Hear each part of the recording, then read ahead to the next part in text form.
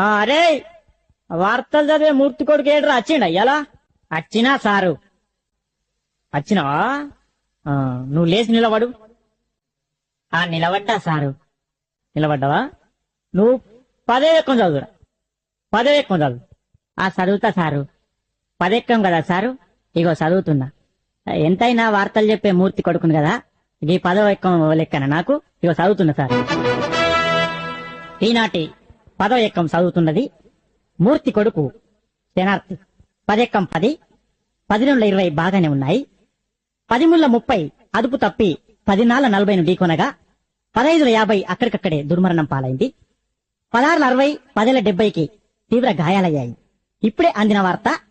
18 80 మతి స్థిమితం లేక తప్పిపోయి కనబడటలేదని తెలిసింది పట్టుకున్న వారికి 10 90 రూపాయలు అందజేస్తారన్నారు ఈనాటి ముఖ్యాంశాలు 10 10 100